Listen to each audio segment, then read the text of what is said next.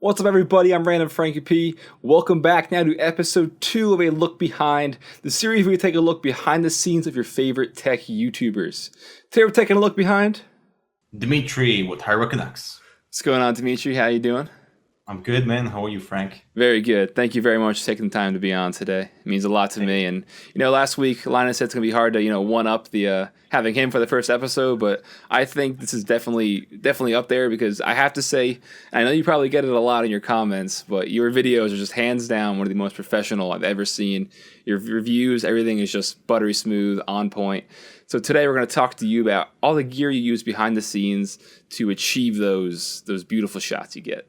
Sure. Thanks, man. Thanks for the compliment. Nice. We do get a lot of that type of commentary through the videos, but it all comes through kind of practice. Like with even bring Eber on board, that was kind of a learning curve. Make sure that he could sort of sustain the quality, the production quality that we try to achieve. Because they always say that you always have to reach that certain standard to move on to the next level of YouTube.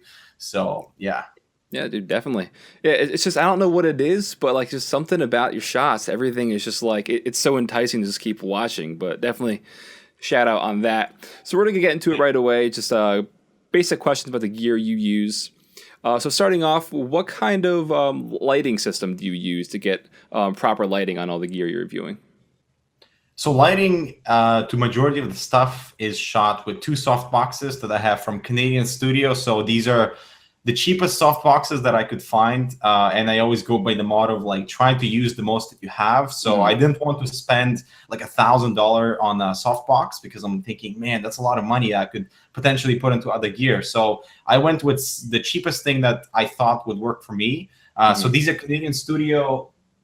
I don't know the exact model number. I don't know if they're even sold in like in the States, but they have the switch to toggle on between two light bulbs. There's 4 light bulbs in total in each softbox. So they have 4 light bulbs in total, 5,500 Kelvin daylight color balance. So they give you very white light. So 2 of those softboxes, and I have just a simple IKEA lamp that I position around the shot to give warm highlight on the edge light or bounce behind the object so that it kind of isolates from the background. And to the majority of the stuff, I have just a simple LED handheld light that I could position to other places, and ambient lighting. Try to shoot most of the stuff during the day so that it fills the room with as much light as possible, so that I can position the soft boxes and the IKEA light to wherever within the scene to make it look good. All right, that's a big thing there. You said the ambient lighting. Great point, because a lot of my videos are shot at night, and I know you commented on my Jaybird video about how like the ISO and stuff. Yeah, it's because I horrible lighting in this room and my lights aren't the best. But good point bringing that one up. Next is going to be your microphone. Do you guys use like an off-camera mic, or do you have something attached to your camera? What kind of audio do you use? So I prefer to use my Audio-Technica 2035 for majority of the videos. Even if I'm in front of the camera, I would set up the camera off angle so that it's by the table, so I could have the microphone on the table in front of me. And that's the microphone that I prefer to use so that there's consistency throughout the script, throughout the entire recording. For things that I'm off, if I'm in front of the camera, I'm using the just standard wireless EW. Well, my Russian's coming out. EW100G3. The Sennheiser, like the wireless labs. Which are excellent for that portable thing, and I actually plug in the output into the Scarlett 2i2 so that it's recording directly into the computer, because the camera does not have an XLR input. And I like to get the best quality possible out of the recording, after which I do a bit of compression in Adobe Audition so that the audio doesn't sound just plain from the microphone, but I add a bit of a compression so it sounds a bit more full. You have a bit high increase on the low end, so it's a bit more bassy. And so that's what I use, basically, just Sennheiser lav mics for wireless stuff, and the Audio-Technica 2035, which is I'm using now talk to you. All right, cool. Now I see the camera right there in the background. Since it's right there, we'll kind of talk about that now. But what kind of tripod do you have that on for its like main support system? So the tripod is Benro, and I'll send you. I think it's like 1357F model or something, but it's one of the simpler models of tripod that is carbon fiber, so it's super light, which means I can travel with it, because if I go to places, I don't want to just bring the monopod, which I never use because it's not as stable and doesn't give me the full flexibility range of a tripod would do. Right. So it's a Benro tripod, don't know exact model, but the best thing about it is the leveling head. Okay. So if I need to angle my shot, for example, if the tripod is stable on the ground, but if the table or something else isn't even, I could level the shot, so everything is straight, nothing's like slightly off angle, and that's the best part about the tripod, the fact that it's also fairly light and can support like my full camera and the slider. Cool. Is that a Manfrotto tripod head you have on it right now? Yeah, it's my first Manfrotto head. It's like 7 years old. It's a 701 HDV. Okay. Now, do you use anything else like a shark slider or anything like that to get like quick, smooth panning shots or anything like that? The slider is the Cinemate Doozy. Okay. So aside from the Cinemate Doozy and the tripod behind me, that's kind of my travel gear, and that's my studio gear as well. Okay. I've gotten those parts because they're light enough, and the slider, the Cinemate Doozy, can fit inside my suitcase. So, nice. So great for portability, bringing it with you. Very cool. And now I'm pretty sure, having talked to you in the past, that is a GH4 camera, right? Yeah, it is. Can you talk to us why you tell us why you chose to get that camera and what lens you have on, like your primary lens? I chose this camera because I was switching over from the 5D Mark II, which is the Canon full frame DSLR. It's excellent in low light, but as I realized, we're moving into more pixels for YouTube, man. I wanted that extra detail. And one of the videos one of the last videos I shot with the 5D Mark II was a keyboard review. And looking the footage over, I just realized how little detail there was inside, like the lettering, and I couldn't tell what some of the letters were. And this was a 1080p footage, and looking at the timeline. So I'm thinking, man, I just need that extra pixel. So the GH4 was one of the most affordable 4K straight out of the camera straight out of the camera footages that you could get. Okay. Versus the Sony cameras that could do 4K, but that's through external means. So you would have to go and spend more money on external recorders and stuff. So that was the easiest solution to do 4K, and still is, I think. So that was the choice of camera. The lens selection is the Sigma 18-35. Probably not surprising. Everybody's using that lens. That's the YouTube lens. That's the one I'm actually trying to pick up as well when I upgrade to my new camera. So yeah, it's a great lens. So it's a low light beast. You have very smooth focal range. 18-35 is not the ideal focal range, but with the Metabone Speed Booster, it decreases the focal length by 0.7 times the factor of 0.7, and it adds an extra stop of light, because the GH4 is not good at low light. There's a lot of noise in the shadows. So the more light I can give the sensor through native means through the lens, not through the ISO, the better the final image will look like. And plus, I'm using lighting now, proper lighting, so that I can light up my shot well without having to introduce any noise into the shot whatsoever. Right. Okay, now I know you mentioned before the slider and stuff like that. Let's give us like a quick little rundown on the setup you would use to get a really nice panning kind of shot. Like what kind of head would you throw on that? How would you set it up? Just a little brief overview. So I would have the tripod legs. I would remove the tripod head, so the Manfrotto head. I remove that.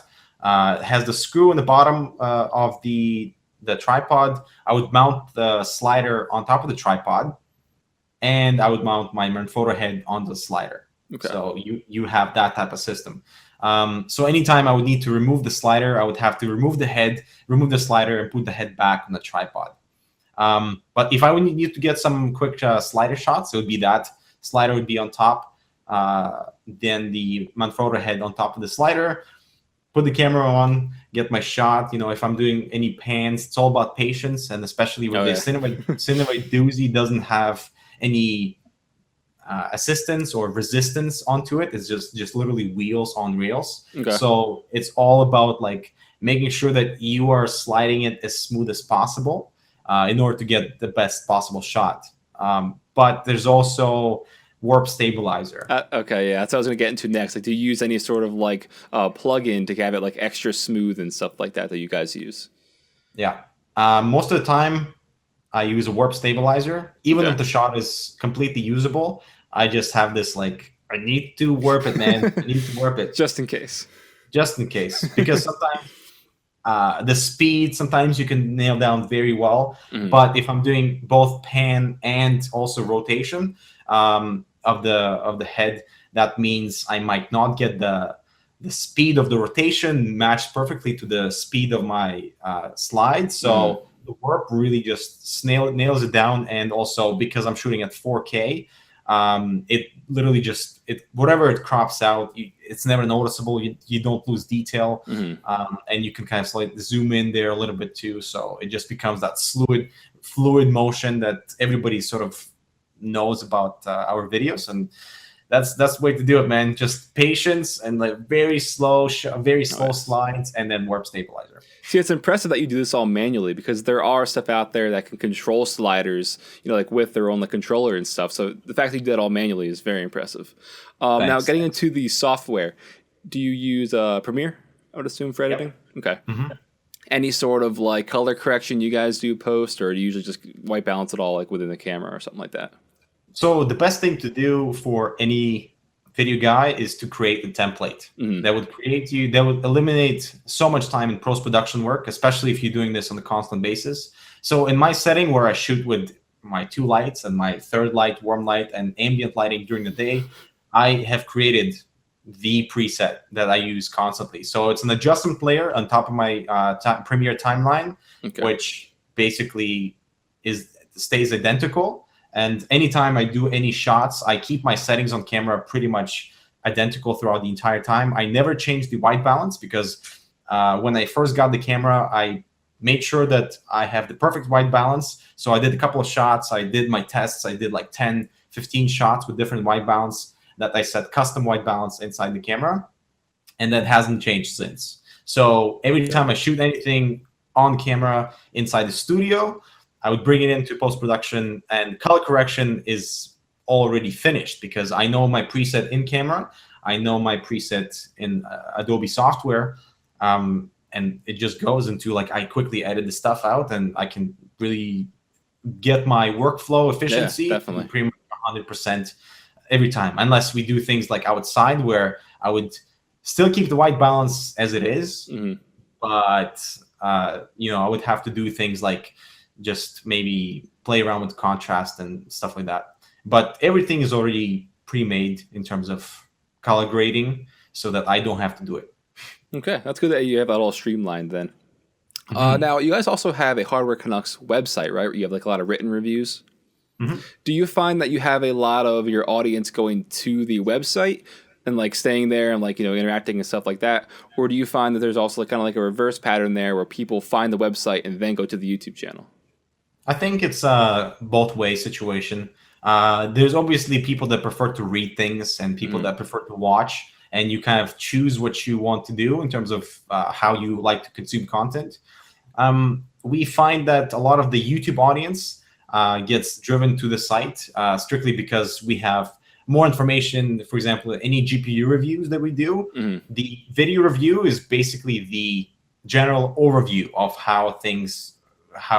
what's our analysis of the graphics card. On the website, we have more things like thermal footage, more graphs that I don't particularly like to input into the video. Right. Just because, for example, if it's a graph of frequencies over time, I still haven't figured out how to make that graph look pretty on video. So right. I'm just sticking to strict FPS numbers on the YouTube stuff. So there's that channel of both going into the written stuff to get more information. Plus, we have the forums, so where you can interact, ask questions. We have really good community there. And from people that get driven to the YouTube stuff, I guess it's the same way. Like whenever they find out a written review has been published, but there's also a video review, and they perhaps want to watch, the stuff, get their HardwareCanucks intake for the day. It's like easy peasy right there. Cool. Now, real quick, we're starting to wind it down now. I was going to talk to you about your go-to peripherals. I see a very expensive pair of cans on. What are your go-to pairs of headphones, keyboard, and mouse? So I'm actually started recently using the HD800s. These been like pretty much closeted for a year because I was just afraid of taking them out. But these are my kind of go-to headphones now, as I'm getting to love the sound quality and just the fit and everything. But my previous headphones were the HD 650s. Yeah, are absolutely fantastic as well. So it's a cheaper alternative, and I'm liking these more because the summer they actually help to cool. There's more airflow of some sort. Okay. So this is my headphone of choice. For peripherals, the rest of I'm currently testing the Caster. Yeah. Okay. My Onyx. Yeah, I just got that in too. I'm gonna get that review in a little bit. Yeah. And it will be replacing my Neo 7000, which is also a fantastic mouse. Cool. And the keyboard, I got this in Germany. So this is the Cooler Master TKL Nova Touch. I don't know if I can lift it to see it, but the Nova Touch TKL from Cooler Master. Okay. It's my favorite switch so far. It's the Topra capacitive switch, which is super light, and it's very quiet. So I can type really fast without having to worry about the noise output. Cool. Now, I know those are very powerful cans. Do you have them like plugged in anything, like a amp or a DAC or anything like that? Yeah, it's currently plugged into the Silverstone DAC and amp. Okay. I don't know exact model. I can maybe send it to you later, the exact model. But yeah, that's fine. It's they have it fits in with my setup well, and they're powerful enough to drive something like this. And it's very clean output and not colored amp, which is awesome. And there's this knob on top of the amp, so that I can control the volume very quickly without having to like enter the settings of the Windows or something. Okay. And then it's going to round it out, these last three questions about Dmitry. Your favorite food, favorite movie, and favorite band. People liked these last time, so I figured get to know you better. Okay. So favorite food, man. That's an easy one. Potatoes. Okay. Any types of potatoes. Cool. If I recently had my birthday party, and we had a potato themed party. Oh, nice. So everybody brought a different types of potato. That's really cool. Which was delicious. I went through a potato withdrawal the next day when I had no potatoes. No, for real though. This is for real. Favorite movie? I don't. So let's see. I'm a huge fan of Kate Winslet. Okay. So I would have to say, favorite movie. Let's go with Titanic. Oh, okay. Yeah, I have a soft spot for Kate Winslet in her time then. Yeah. And then what's the last question? Favorite band. Favorite band. Oh man, I don't listen to many bands. I just I'm a huge fan of trance. Okay. So I listen to Armin van Buuren all the time. Okay. Armin van Buuren. Actually, favorite band would be ATB. ATB. Simple. Yeah. I'll have to check them out. Yeah, ATB and Above and Beyond, like, between the two. Both great. They're trance guys. Very nice. All right, cool. And just real quick before you go, last final question. What was like your inspiration behind getting your channel first started? Inspiration. So I set myself a goal on doing something new for every video that would give me an ability to learn something new every time I try something new, and also push me to develop different style of content. Okay. So it wouldn't get stagnated in terms of how things are filmed and trying to get the exact same shots all the time. I try to add a new element to the video every time. And the second thing is you always want to be looking out to what other people are doing. For example, if you guys follow Philip Bloom, he's an amazing producer, writer. I follow his stuff, and he's not tech related, but he's camera related, and the things he does are absolutely beautiful. So I would say is trying to find that inspiration from others, trying to see how they're doing it, and trying to replicate that.